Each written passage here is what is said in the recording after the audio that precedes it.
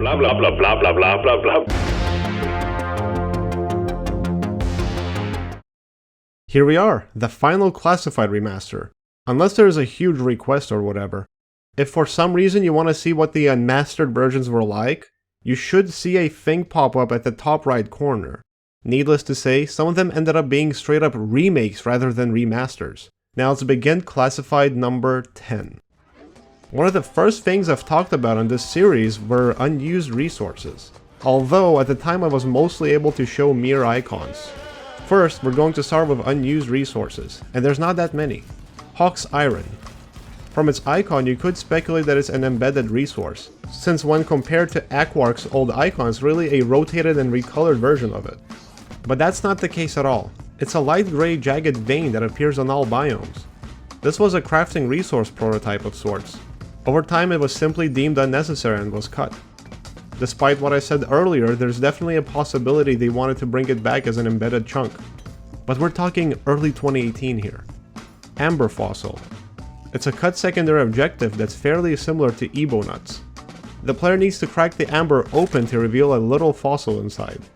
One of these fossils counts as 10 units, likely done for testing purposes. This thing comes with a frustrating bug that makes it inexplicably disappear, seemingly out of random. Assumedly, it was later swapped out for the fossil objective and about 2 years later reintroduced as the Ebo Nut thing.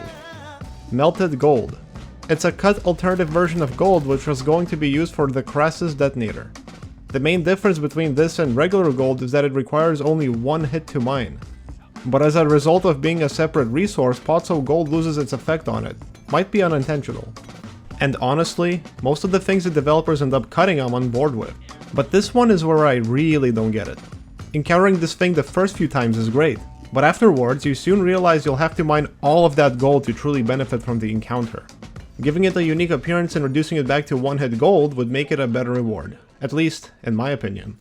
I said I wouldn't talk about this thing anymore, but here's its in-game appearance. I'd rather not mine it. Now we're moving on to early variations of resources. Neromite. Originally thought to be a cut resource, but as it turns out, it's not. Its original name was Nemonite or Nemonite, and dons a very similar appearance to Bismore if it was painted green. The name then changed to Neromite, and from there the only logical conclusion would be that it eventually became Bismore. Not only does its appearance match up, but it's also a resource that spawns in dense biozone.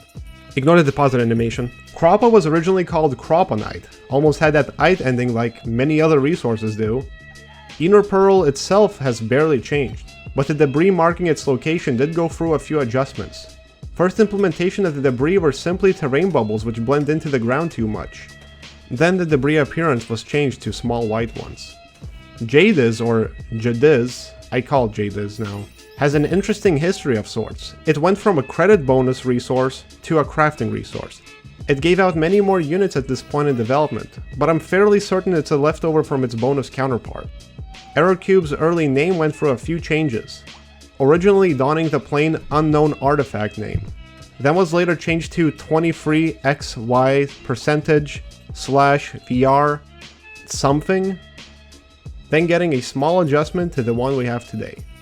Apocabloom was originally much smaller and had a greener stem, akin to its icon. Bulu Cap kept receiving color changes. Went from green and pink to red and cyan, finally settling on pink and cyan at the end. The spawn rates of these secondaries were also gradually higher, likely done for testing purposes. Speaking of secondaries, for some reason Morkite could appear as a secondary objective in the early phases of Update 7. Same for Bittergem. Finally, Dicestream could also appear on any mission type whatsoever. We've also got Ebonut, which originally had a blue core inside instead of a white one. And Gunk Seed was originally more flesh colored and leaked some sort of a substance from it. Not only did it hang lower, it also had a bug at the time where you could pick up the unpopped seed. Might be what inspired the secret slap interaction. Of course, with all these new resources in the game, they have to be used for something, so the developers made a crafting station, which later became the vanity shop. The only noteworthy cosmetics here are the placeholder armors, as they're kinda like paint jobs before paint jobs. These armors keep shuffling throughout Update 7's development, so they'll focus on the build which has the most to offer. Driller has Rust Bucket, with the description used and abused. Red Armor comes with a stupid joke, in case of Christmas. And Gold Armor, said to be so heavy. Then in the customization terminal you get to swap his skin color, which really act like alternative character colors. Engineer has Olive Drab, apparently for Army Engineering or Engineering. Stealth Outfit, also for Sneak Engineering, or Engineering again. Emergency Outfit, with an obvious visibly orange description. White Outfit, meant for cold weather, apparently. Then the skin colors go from red to blue to gray and then finally green. The skin colors will all be the same for each class. Gunner has Stealth Armor, described with Blend in with the darkness. Space Armor, how is it from the future? Isn't the game already in the future? Olive Drab, simply Army style.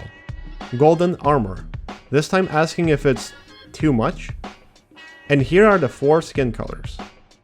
Scout has Olive Drab with Mil-Spec, which pretty much just means military specification. Stealth Outfit, it's apparently dark as shadow. Nice. White Outfit, for cold climates. Again. Chrome Armor, it's so shiny. And of course, here's what the skin colors look like. Also, one last fun fact. Gunner's original class color was actually white, or light gray. You'll notice how in the early builds that was his armor color as well. Later was finally changed to green once and for all. That's exactly why the paint job Mercury Bulwark has no green on it. It's in reference to the Gunner's original colors. Hey, we're not done yet. What if I told you a page dedicated to the various resources was going to be a thing in Miner's Manual? But due to its unfinished nature, we only have UI elements to work with here. All of this text is purely placeholder.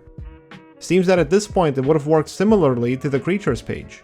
As in, you would need to actually collect the resources to unlock entries about them. With that said, it doesn't seem functional, as I've only got 3 resources unlocked and have tried various things to get the others to appear.